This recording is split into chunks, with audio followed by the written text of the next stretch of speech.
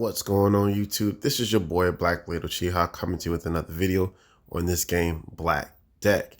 I wanted to offer something unique that I have not offered before, but I know many of others have done something like this and I want to try it out myself. And this will be simply a Q&A. Now, how this will work is you'll leave a comment on this video, right? You leave a comment on underneath this video.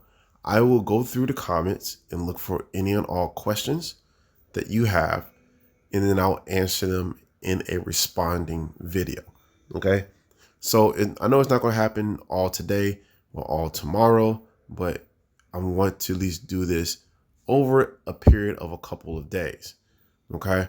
So in order to do that, in order to make sure that there's a good amount of people who have commented and things of that nature, I'm going to give it until next week to do the follow-up. So you will have today, tomorrow, all the way through next week.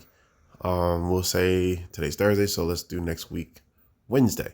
And then next week Thursday's response video, next week Friday's response video, will have the responses to all of your questions on this specific topic. Okay, so that's how that's going to work with that. And you can again comment on this video in order to get your questions answered in that Q&A video. All right, so let's go ahead and check out a couple things I did go over in a previous video. We went over 2 new cards that were out. We went over the Shield Bot and an Epic card. Now, I didn't go as deep as I would like to have gone for Shield Bot. The other card, which was, I think, Frost Spirit or something like that. Yeah, Frost Spirit. I have an idea. Let me go. Actually, don't mind sharing this. So I have this theory. See, he has an evasion ability maxed out at 35%. It's going to take 6 books to max out this card's abilities. Okay. Which is not bad. The evasion ability, I think when you add the evasion set to it, makes it a little bit better. And here is my argument. Okay. The evasion set only gives you 7% chance to evade, right? This card's ability gives you 35% when maxed out to evade. So that means to get out the way and not get hit, right? If that is the case, and it's just there as a decoy to make sure that you can stay alive for a while, then it serves its usefulness, right? It also freezes. So again, it served its usefulness, right? It helped become a decoy, freeze a target or freeze a card, and avoid damage at least once, right? 35% plus 7% is 42%. So almost half the time it will evade an attack. Now there's one other card that has a similar ability. I think he's in a legendary. No, he's in City Faction. Come on. You got Portal Mage, has a similar ability at 45% when maxed out, right? So with 45% of the time is going to evade, you add a evasion set to it. It increases the evasion, the evasion ability to 52%. Okay. So if you don't believe that I'm doing my math right, let's go ahead and look at it. All right. Evasion set right here. Oh, I am off by 3%. So there's a 10% chance to evade damage on this one. I thought it was 7. All right. But that's even better. So 35% goes to 45%, 45% goes to 55%. So a little bit over half the time it will be evading attacks. So if you had to put it in perspective as a ratio, you would say out of 10 attacks, 5 of the attacks will be evaded for Portal Mage. And it'll be roughly the same, maybe off by 1 or 2. Say 70% of attacks or 55% of attacks will land, 45% will miss for a spirit, frost spirit. All right, but let's look at shield bot a little bit more in depth. Now it says remove shields from all enemies before attacking up to 2 times and grants shield to a random ally for each shield removed. Now, there is some questionable wording here, if you've noticed.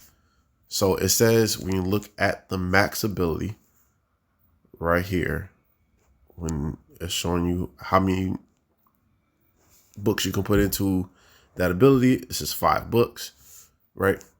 It says triggers up to 2 times, up to 4 times, 2 targets, and then up to 6 times with 2 targets. That's not all enemies.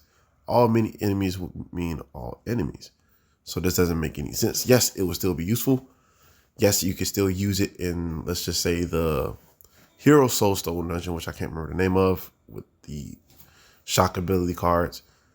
In that situation, yes, it will be useful because you're removing shields while attacking with this card, right? And then you're putting a shield on your cards as well. So that does, excuse me, help sustain your card's ability to stay on board, right? Now, it does have a resonance ability. Buffs itself by 10% of this card's initial strength. For each ally with shield every turn up to 5 times, it can be booked up to 30%. So if it's attacking every couple turns and you have cards with shield on it, then it's going to get a buff. That's the easiest one out of it. But this reverse polarity has some weird wording. So it's either going to be 1 card or it's going to be 2, or it's going to be all. It can't be all and then say 2 targets. Unless it's saying the targets of cards that you own. So it still removes all all enemy shields, but gives up to 2 of your cards, a shield. That would make more sense. I think that makes more sense. So that's probably what more so it is. And then exception handling grants shield to any ally that takes damage while having a shield. So that is, this card will help out a lot with people in tight spots in order to get through. Now, I already ran through what I'm going to show you, or what have you. But if you were to go to the guild boss, right? After it does this 3 times. It cycles through 5 turns before the guild boss actually attacks every turn 3 times. So you get 15 turns to do the most damage before, the guild boss starts to really put in work, right? Yeah, 15 turns to do it. And it does say that here at the very bottom. After 15 turns, begins to use abilities every turn, each activation dealing twice as much as the last, right? So with that being said, the shield ability would help out a crap ton in this situation because, you're able to pretty much shield your cards for longer. Now, if you go to the codex, and there are cards that you can use in conjunction with him, right? So, where are you? Go to Desert. And Jin. Jin has the ability shield to another random ally every turn up to 2 times, and then up to 6 times, right? Cool. But if they start off with shield, then I don't think it's going to run it. I don't know. I don't own Jin, so I can't really say. And then I think he's in Desert too. Yeah, he is. So you got Kendrick Paladin, shield to another random ally the first 2 times it attacks. So it has to attack in order to grant the shield to an ally. And it buffs itself by 10% of the card's max strength whenever an ally with shield attacks, up to 20%. So I would do a strategy of this. All right. This will be my strategy, and you can run with it as you choose. Okay. Use Kendrick as your hero. You have Jhin as a secondary card that grants shield.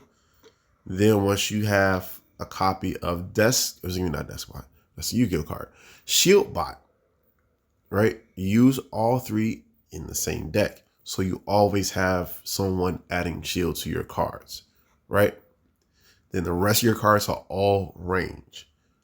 So that way they're not losing their shield when they're attacking. They're only losing their shield when they are attacked. I will put those cards that I mentioned that provide shield with stealth. So that way they're not getting hit right away, or they're not being targeted by attacks right away. And again, the rest of your cards will be range cards. You can throw in, Hex Mages to help throw off certain abilities. You can throw in Witches. You can throw in Frost Lizards. I'm just showing you cards from Swamp at that point. You can go to Island Faction. You can do a bunch of dragons there. So you have options in order to make this work, but you have to be willing to use those options in order to make it work. Okay. So I just wanted to, again, bring this to you today just to show you guys a little bit more in depth of what my thoughts about Shieldbot. Lord, today. Shieldbot, its abilities, and I also want to give you an idea on the evasion abilities on a couple of cards that I know of that has just that evasion ability. Is only 2 that I know, right? And now there's 3 cards at the very minimum, maybe 4 or 5 cards that add shield to other allies every turn. I might be missing a card, so comment down below if I am. I feel like I am. I feel like I am. Yep, I am. Kaleidoscope does it too. So it's a Temple Faction card. So you can use all 4 of those cards together in a deck and just fill it up with beaters and all types of other crazy nonsense. All right. But with that being said, I'm going to end the video here. Don't forget to smash that like button, comment down below what you think about Shieldbot and its abilities. Where do you think his strategies, what strategy can you think of to use him? Comment down below. Let us all know what you think of when you think of a strategy to use Shieldbot. Almost called him a Yu-Gi-Oh card again. Hit the subscribe button and notification bell so you know when new content drops. Holla back at your boy. Peace.